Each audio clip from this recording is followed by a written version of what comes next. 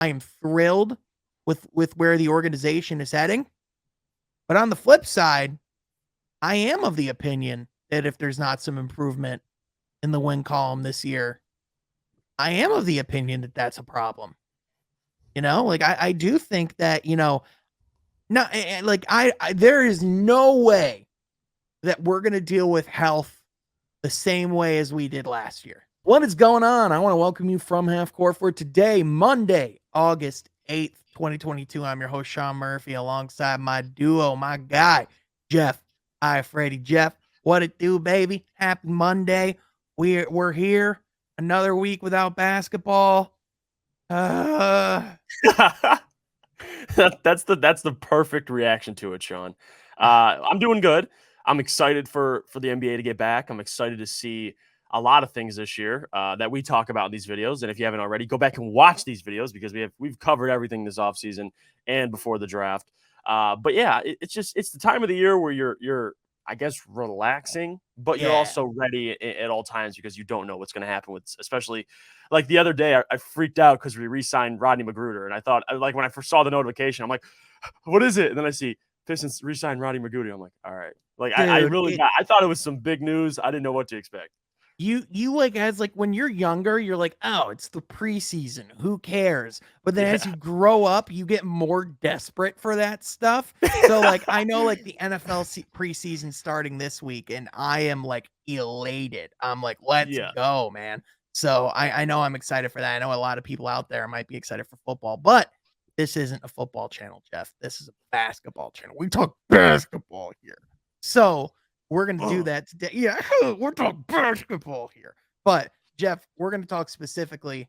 I posed this question, and I actually I did a solo video this last week, and I talked about Troy Weaver, and I kind of talked about some of my questions of what are some of the long-term plans that he has in store. I mean, we saw the Pistons this last week not only announce Rob Murphy is now the assistant general manager, a guy that the Pistons are super high on, super young, super bright, someone that potentially, who knows whatever happens with Troy Weaver, how long he's here, like we want him here a long time, but like certainly seems like Rob Murphy's in their plans in the long term. And it makes you think, and it's the big elephant in the room, that Dwane Casey, who is a guy that I've been advocating for a long time, and I still do. And I still think he is, as of today, as of this year, I think Dwane Casey's the right coach for this job. Yep. But there comes a time when Dwane Casey, first of all, second oldest active coach in the NBA, Greg Popovich is 72, I believe 72 or 73, and Dwane Casey's 65. And so second active oldest head coach, and let's be honest, hasn't exactly been the easiest tenure in Detroit. He came to Detroit, keep in mind, by the way, was the candidate that they chose over Jeff. Do you remember who the runner-up was for the head coaching position at the time? Little pop quiz. Yeah, it was Ime Udoka. Very good. Yeah, that's correct. Yep. At the time, Spurs. Well, no, like I don't even bring that up out of bitterness. I think no, like listen, Ime Udoka landed in the perfect situation. Yeah, he did. You know what I mean? Like win now mode. Well, yeah, he got to the freaking Boston Celtics. You think that helped him get to a finals? I think having Jason Tatum might have had something to do with it. I don't know if coming to Detroit would have been the thing that would have, anyway, that's a whole other conversation. But regardless, Dwane Casey came to Detroit and they were in win now mode. He came to get to the playoffs, make a deep run in the Eastern Conference was their thought. And in reality, we saw what actually happened. Dwane Casey was in support of the rebuild. He's been in support of the rebuild. He knows what it takes to implement a program. But is Dwane Casey still going to be the coach 2 years from now? I don't know. He's 67 by that time. We're going to be, Cade's going to be, 23, 24 years old. We're going to, at that time, we're going to be in a different position as an organization. Could Troy Weaver in a couple years want to go get his own head coach. What are your thoughts? I have a theory too, and I'm going to stick by it. I know I've said it a lot on this show, and I think you agree with me as well. I think Dwane won't get fired. I think he'll move somewhere, like he'll move to the front office or he'll Yeah. just retire. That's what I think that'll happen. I think right now, though, you're right. You hit it right on the head. He's the perfect coach for this team right now. You don't need a young win now coach. You need a teacher, and that's what Dwane is. He's a hell of a teacher. He's a great human being. He's great for all of these guys we have right now. But the question you posed was in a couple years. And I think so. I think you can even look to the Pistons assistant bench. I like Jerome Allen. I think even on the guys working under Dwane Casey, there's a lot of talent there. And I know Troy's going to be looking at those guys as well. For me, my fandom, I've always said I wanted Chauncey to be our head coach. It didn't work out like that. He's in Portland now. Yeah. Maybe, something can happen in Portland and maybe we can, Well, make I some mean, things yeah, who happen. knows? Maybe they But blow up in a couple years. Maybe, maybe Dame is a little older, making a yeah, ton of money. They suck. Like that's because Shaden I mean, Sharp could never every play basketball. I mean, we don't freaking know what's gonna oh, happen you with can't him. don't throw that in there. I know what you're doing. No, But I mean, I haven't seen him. I just don't know. I just haven't seen him. And that's fair. That's fair. But what I will say, imagine Chauncey coaching Cade and Jaden Ivey. Like that would be the most a guy who's been there and done that. But anyway, I don't want to get to coaches we think will take the job. With Dwane, I just think what you said, he's the second oldest coach, active coach. I know in Toronto he went through a similar situation, but that rebuild only took about a year. I mean, they won 20 games, and ever Right. since then they were taking off. He's been in this 20 game purgatory the last couple seasons.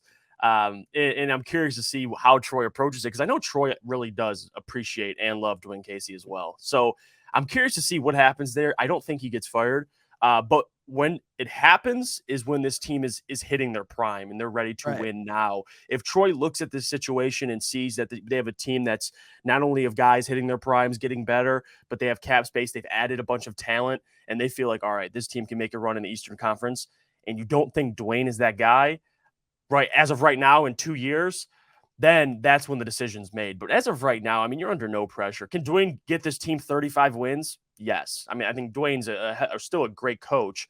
I just think by the time the Pistons are contending or trying to contend, I just don't think Dwane will be here just because the timeline doesn't match. But it doesn't mean Dwane isn't a good coach. I love what Dwayne's Right. going to do for this team right now. And we're very lucky to have Dwane because a lot of rebuilds have coaches that aren't for rebuilds. We have a guy Right. that can coach, can teach, and guys can learn. So perfect situation for him, and I'm happy he's here. Yeah.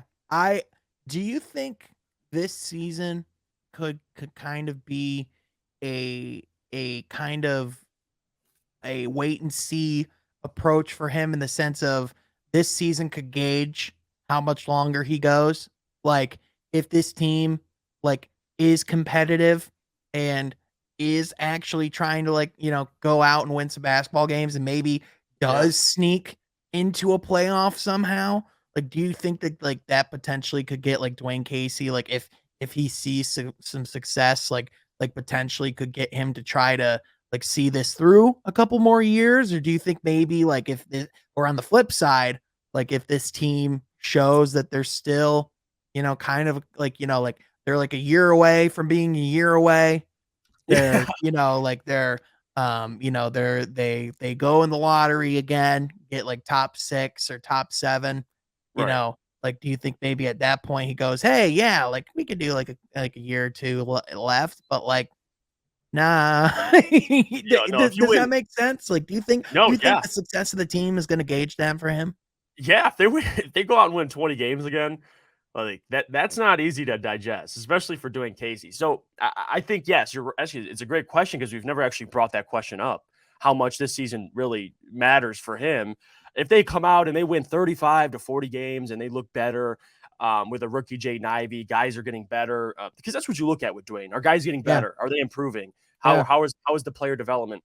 And if everybody's getting better, I think Troy could say, you know what, this team still might be a year or two away because let's be honest, yeah, they are 2-3 years away from being good, but are they contending in 2 to 3 years? right, We just don't know that if that's the timeline. So it's really up to two right, things. It's how Troy feels about the team, feels about Dwayne, and it's really Dwayne too. Like we have to factor in how long does he want to coach? That's what right, I'm looking at as well because it's not just from the Pistons perspective of keeping Dwane, it's how long does Dwane actually want to be a head coach? So you're absolutely right, though. It's a great question. I know people, if you're here in the video right now, comment down below like your opinion on that, because I think it's a good question to ask. Like if they come out this year and they suck, like how does that matter with Dwane and his Yeah. future? Yeah. That's it's Yeah. a great question. Yeah. Because I think that is the one thing. Because to me, up to this point, I've been pretty adamant that, to me last year, wins and losses still didn't matter. Like Yep. these last couple years, I went in embracing the mentality that we're going to suck and that's fine. Embrace the Like, suck. like embrace the suck, watch these guys get reps, wait for the positive moments, like hope for the rebuilding and for the signs of hope and hold on to that. And I think one thing that we've been really blessed with in the short 2 years is we've had a lot of signs of hope. We've had a lot of players that a lot of prospects that are promising, that are showing growth, and that all are good people too, that are easy to cheer for. I do think this is the first season since we had Blake Griffin, like, in the 2019 2020 season, that I actually had expectations for this team to win. Not that I actually thought they could win back then. It was like, all right, well, you have to win or you have to blow it up. Like that's all Yeah. that's what it was, right? But now I do think, all right, we have made some great progress here. I am thrilled with where the organization is heading. But on the flip side, I am of the opinion that if there's not some improvement in the win column this year, I am of the opinion that that's a problem. Like I do think that, not like there is no way that we're going to deal with health the same way as we did last year. Right? Like barring like I know there's like the monkeypox stuff. We're not gonna get it. I don't know enough about that. I know COVID still has variants. I know people, I know they're not gonna require the vaccine this year, it sounds like, which, that's kind of what you expected, right? So I would imagine we're gonna see far less COVID quarantining and stuff this upcoming season, right? Right. So you're not gonna see 27 different Pistons suit up. I would expect more continuity, but also the roster is just more talented, so there should be a higher standard. And if you look back to what Dwane did in Toronto, when that roster got more talented, he won games. So it's I don't want to discredit Dwane either. He can win. He can win with a good roster. Even Right. the roster you talked about with Andre and Blake and Luke Kennard, like, yeah, could they have won more games? Yes, but it doesn't compare to what he had in Toronto. I'll tell you that. And I think Right. No, it doesn't. It this core doesn't. has a chance to be really good. So to your point, a lot more talent. Guys are going to be healthy. I mean, the East is tougher. We can give them a little slack there, but they have to win. I mean, high 30s this year. If you can get that done with this team and with Cade Cunningham, because before they never had Cade Cunningham with Right. years ago with Dwane Casey. So you had a really good Blake Griffin, which they won 41 games with, but the year after, I don't think there's many excuses. I get it's a young team, and I know Brian Windhorst always says, he said it again on the podcast, if you want to lose games, play young guards. I just think Cade's a little different. Like, I think I this team agree. is poised to win 35, maybe. I mean, I wouldn't be surprised if they win 40, bare minimum 40. Right. But we'll see. We'll see. Right. I mean, for me, it comes down to this. You look at the bottom of the Eastern Conference and it just goes, who should we be better than? Right? It's like Yeah. we better be better than Orlando. We better be better than Indiana. We better be better than Charlotte. Like at the Yep. very least, we better starting there, we better be better than those three teams, right? From there, the Wizards, the Knicks are in that mix. Like the Eastern Conference from there, it's like, all right, well, That's neck and it, neck right it's a there. All those deep, teams. it is a deep conference. So, Yeah. again, expectations, you want to have them and we got to set them. But again, being realistic of all right, it's like, all right, we do have some expectations. It doesn't mean the bar's high. The bar's still No. low. Yeah. Yeah, for No. sure. Yeah. But with that, Where's your bar at home? Let us know in the comment section down below. Not where you go drink, specifically what your bar is for this team this season. Because I know that there's a lot of people in this comment section, a lot of people I saw on Twitter. Believe me, I kept mental receipts of everyone that was saying that we needed to fire Dwayne Casey and all this bull. But now, perhaps the test is truly on. So with that, I'm excited for that. Let us know your thoughts down below, but also be sure to let us know your thoughts by clicking that subscribe button. Because Jeff, did you know there's still 66% of our viewers that haven't clicked that simple button that's big with the words on it? It needs to be 0. So Yeah. please hit the subscribe button. Help Don't us think twice.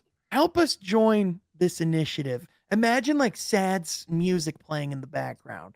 Like all you have In to the do arms of the fly angel. away. Please hit the subscribe button. Yeah. Help Jeff and Sean. Hit that subscribe button so we don't have to ever sing again. But with that, we want to thank you so much for tuning in. We will catch you guys next time from Half Court. Be sure to subscribe.